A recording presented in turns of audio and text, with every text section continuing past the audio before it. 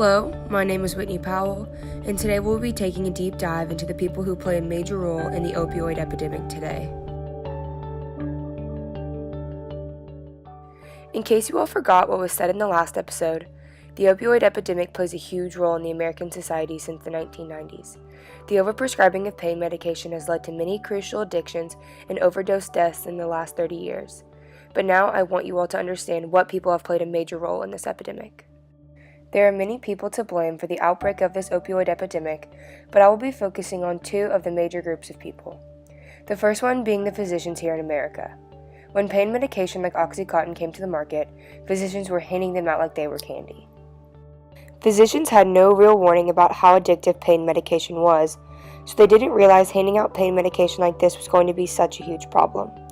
According to the authors of the journal, How Good Intentions Contributed to Bad Outcomes, The Opioid Crisis, a number of physicians and pain organizations, including the World Health Organization, began advocating for more aggressive use of opioids for pain control for anyone who had pain. They thought it was a more humane way of treating pain rather than immediately sending them into surgery, when in reality, them prescribing such large amounts of pain medication was just causing more and more people to become addicted every day.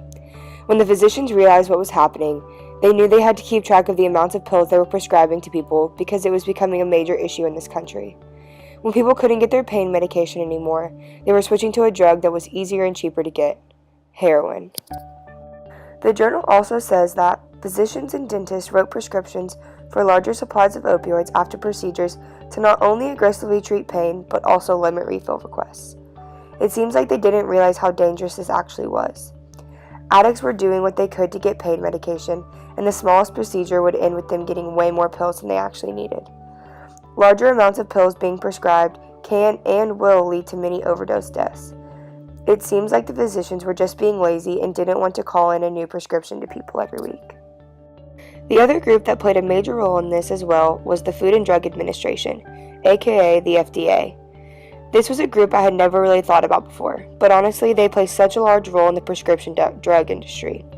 They are the ones that have to approve any kind of medication before it goes on the market. When doing some research on this, I found a 60 Minutes interview with a guy named Ed Thompson, a drug compounder who used to make Oxycontin, to get his input on this whole crisis.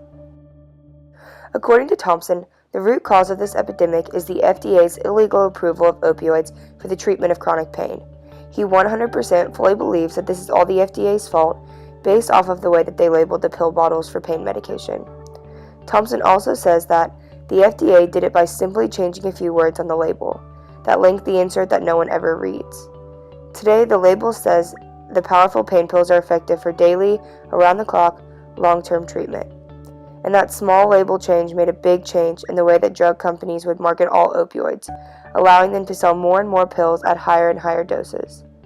All because of the way the bottle was labeled, they were able to market the drug in what they thought was a better way. There are many more people that played a major role in this epidemic, but I thought I would just touch on the two major ones I thought were the most important. There are pharmaceutical companies and their salespeople, insurance companies, and even the people who are addicted to the opioids.